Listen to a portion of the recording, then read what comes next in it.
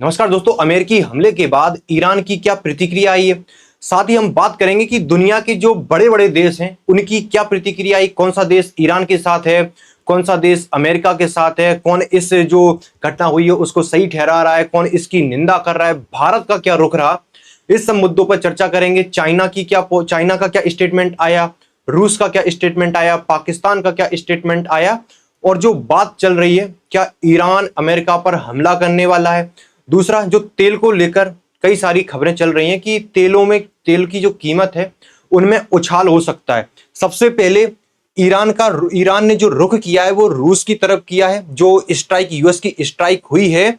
और जो ईरान के जो विदेश मंत्री हैं वो रूस के राष्ट्रपति पुतिन के साथ मुलाकात कर सकते हैं। इस तरीके की खबरें अब सामने आ रही हैं और कहा जा रहा है कि जो पुतिन के समर्थक हैं उन्होंने हिंट दिया है कि न्यूक्लियर सपोर्ट भी मिल सकता है ईरान को। इस तरीके के जो आर्टिकल हैं वो सामने आ रहे हैं। उसके बाद जो मीटिंग की मैंने बात कही कि जो फॉरेन मिनिस्टर हैं ईरान के वो रूस जा सकते हैं और पुतिन के साथ, रूस के राष्ट्रपति उनके साथ मुलाकात कर सकते हैं इस पूरी सिचुएशन को लेकर कि आगे क्या कदम उठाना है। क्या रसिया पूरी तरीके से ईरान का साथ देने वाला है, क्या उस हिसाब से ईरान अपनी रणनीति तैयार करेगा कि यूएस के साथ कॉन्फ्लिक्ट में उतरना है या नहीं उतरना है, या जो हमला हुआ है उसे सहन करके पीछे हट जाना है, क्योंकि अकेले अगर जाएगा तो पूरी तरीके से यहां पर तबाह हो जाएगा। अभी जो कुछ हुआ है, जो कुछ नुकसान हुआ है वहीं तक सीमित है। अगर सामने से अटैक करने अगर ईरान निकल गया तो आपको ही पता है इसके क्या गंभीर परिणाम होने वाले हैं। अमेरिका का स्टेटमेंट आया कि जो स्ट्राइक हमने की है, हमारा उद्देश्य जो रिजाइम चेंजेस हैं, जो ईरान की सत्ता है उसको परिवर्तन करने का बिल्कुल भी नहीं है। जो हमारा टारगेट था वो न्यूक्लियर फैसिलिटी था, उनको तबाह करने का था। तो अमेरिका की तरफ से एक बात जो यहां पर कही गई है कि शासन को लेकर ऐसा कुछ विचार नहीं है, इसको लेकर कोई हमारे विचार नहीं है कि हम शासन परिवर्तन करना चाहते हैं ईरान में। उसके बाद आते हैं कि दुनिया के देशों की यहां पर क्या प्रतिक्रिया रही। ये है United nation security general Antonio गुटरेज। इन्होंने कहा कि जो कुछ भी हुआ है उसको लेकर मैं गंभीर चिंतित हूं। जो यूएस ने अगेंस्ट ईरान के खिलाफ जो स्ट्राइक की है, जो खतरा पहले से ही इस क्षेत्र में था वो और बढ़ चुका है। उसके बाद इंटरनेशनल पीस एंड सिक्योरिटी के लिए एक तरीके से अब डायरेक्ट थ्रेट के रूप में देखा जा रहा है। इन्होंने कहा कि मिलिट्री से कोई सॉल्यूशन नहीं निकलने वाला, वहीं सिर्फ एकमात्र जो रास्ता है इस सिचुएशन को हल करने का वो है डिप्लोमेसी, और आशा करता हूं कि पीस, इस क्षेत्र में शांति स्थापित हो। इस तरीके से यूनाइटेड नेशन की तरफ से स्टेटमेंट आया। उसके बाद चलते हैं ब्रिटेन के जो प्रधानमंत्री हैं कीर स्टारमर। इन्होंने कहा कि जो न्यूक्लियर वेपन ईरान बना रहा था एक गंभीर खतरा था इंटरनेशनल सिक्योरिटी के लिए। इनका पूरा स्टेटमेंट, इन्होंने यहां पर अमेरिका का एक तरीके से समर्थन किया है। अमेरिका ने जो स्ट्राइक की है उसका ब्रिटेन की तरफ से यहां पर समर्थन किया गया है।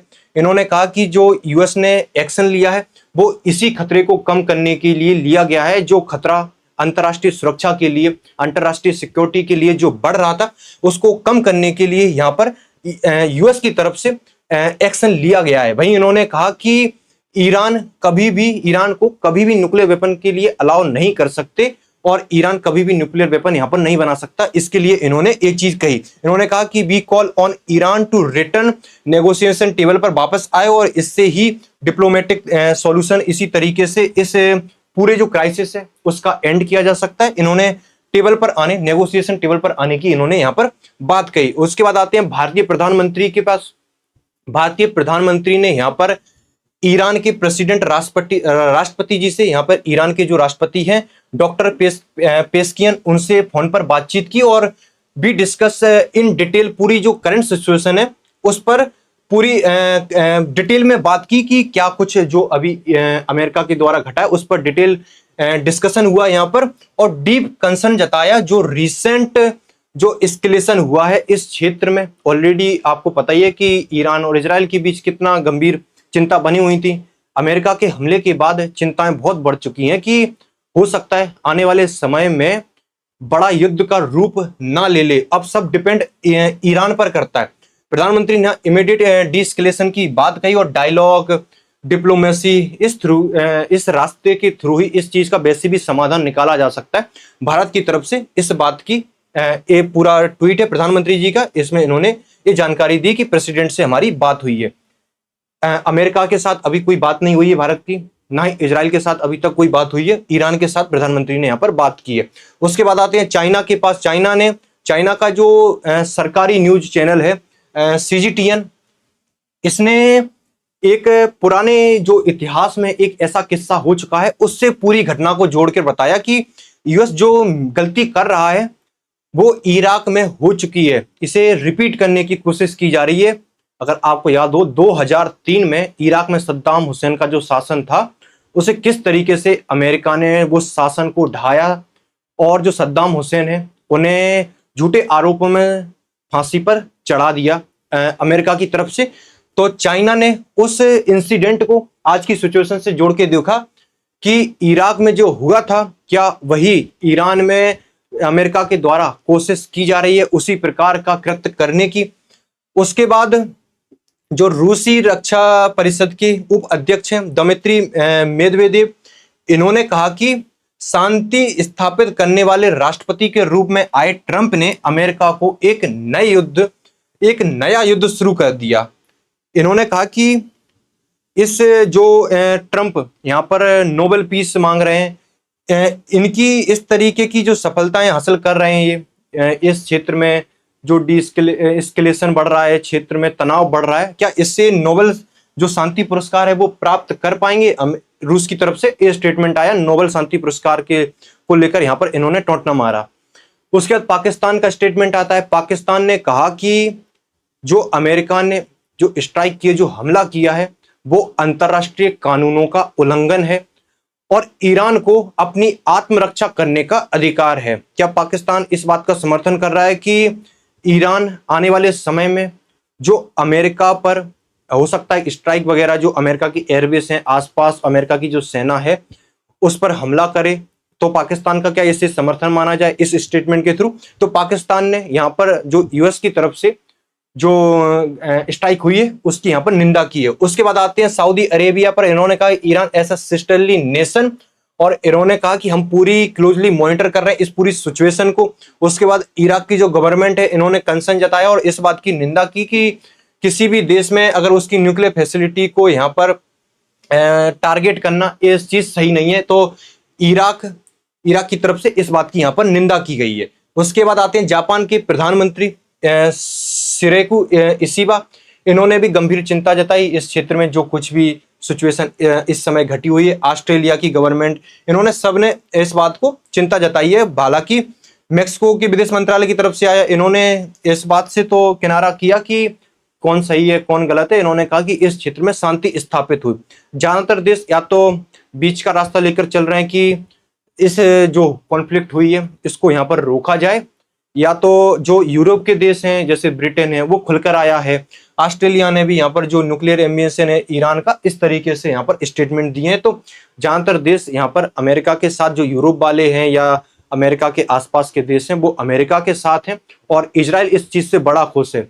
इजराइल खुश है, अमेरिका बहुत खुश है। वही बताऊंगा कि पूरी सिचुएशन में अमेरिका ने क्या क्या यूज किया। जो B2 बॉम्बर है अमेरिका की तरफ से 7 B2 बॉम्बर का यूज किया गया और इसमें 125 के करीब एयरक्राफ्ट अमेरिका की तरफ से यूज किए गए हैं। और 20 जून को ही 3:3:30 बजे अमेरिका के जो एयरक्राफ्ट हैं उन्होंने उड़ान भरी थी और लगातार 37 घंटे तक इन्होंने उड़ान भरी और हवा में ही कई बार रिफ्यूल किया है। यानी कि एक बार टेक ऑफ किया उसके बाद ये नीचे नहीं आए, पूरे 37 घंटा लगातार ये हवा में रही। कई बार इन्होंने हवा में ही रिफ्यूलिंग की और उसके बाद इन्होंने टारगेट को अंजाम दिया। जो B2 बॉम्बर है वो फोटो साइट पर गिराया गया। 13,000 किलो का बॉम्ब है पूरा और इससे 5,000 पाउंड का विस्फोट होता है। और इन्होंने जो GBU 57 बम गिराए हैं फोर्डो न्यूक्लियर प्लांट पर। उसके बाद जो इस्फानो और नतंजा है उस पर इन्होंने 30 टॉमहॉक क्रूज मिसाइलें दागी हैं और इन्होंने ये जो मिसाइलें दागी हैं वो अमेरिकी पनडुब्बी, जो उस क्षेत्र में अमेरिकी पनडुब्बी तैनात हैं, उनसे ये मिसाइलें दागी गई हैं। तो ये काफी दूर से 400 मील की दूरी से ये मिसाइलें दागी गई हैं।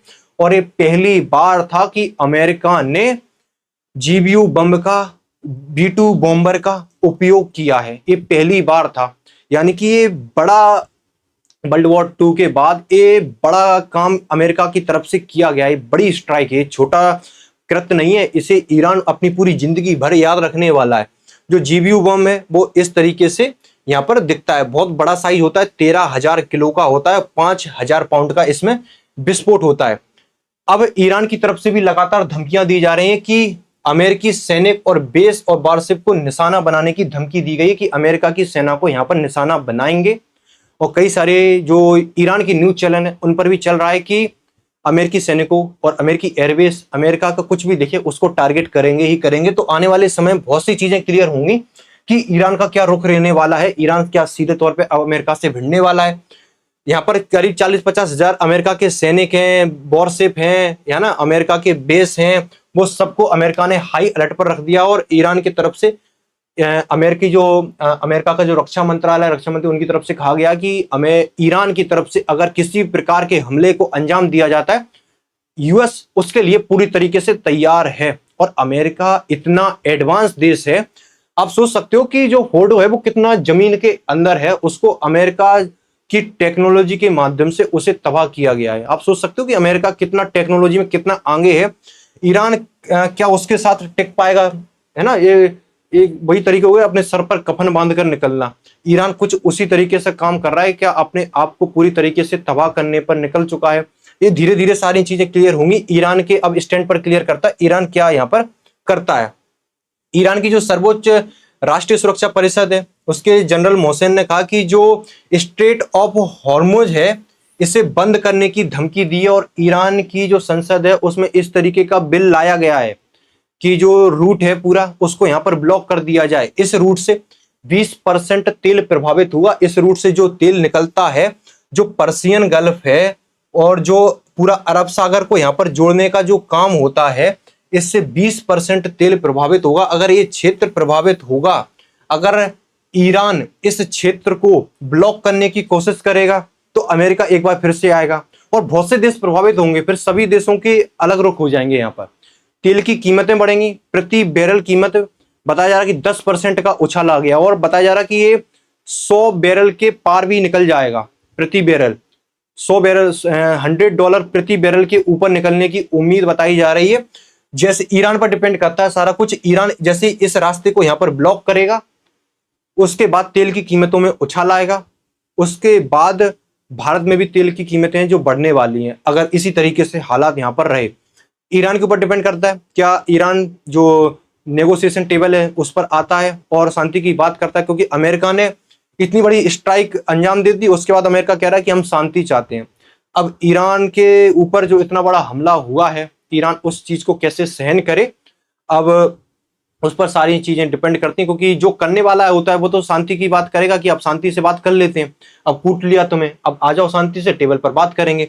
बाकी देखते हैं। ये कुछ अपडेटें थी जिसमें जो तेल को लेकर है, जो कच्चा तेल है, क्रूड ऑयल है, उसको लेकर गंभीर चिंताएं बनी हुई है इस वाले क्षेत्र में। बाकी देखना होगा कि क्या कुछ अब आगे सिचुएशन क्रिएट होती है। ईरान के विदेश मंत्री रूस का दौरा करने वाले हैं, रूस के राष्ट्रपति से मुलाकात करने वाले हैं। उसके बाद भी कुछ चीजें, बहुत सी चीजें जो है वो क्लियर होंगी। और यमन की तरफ से भी कहा गया है, यमन में जो विद्रोही सरकार है उसने कहा है कि हम इस क्षेत्र में जो जहाज आएंगे उन्हें टारगेट करेंगे। तो यहाँ की, हालांकि यहाँ पर जो हूतीस हैं यमन में, उनको वो कभी भी अमेरिका के जो प्लेन वगैरह, अमेरिका के जो जहाज वगैरह हैं, इस क्षेत्र से जहाज निकलते हैं, उन्हें टारगेट वैसे भी करता ही है यमन की हूतीस। तो अमेरिका इन पर गोले चाजब बरसा भी देता है। तो अब यहाँ से सिचुएशन क्या घटित होती है वो देखेंगे। ये अपडेट थी कुछ, है ना। जैसे कोई न्यू अपडेट आती आपको देते रहेंगे। फिर मुलाकात होगी आपसे नेक्स्ट सेशन में। वीडियो को लाइक करना और चैनल को सब्सक्राइब जरूर से करना। Thank you so much.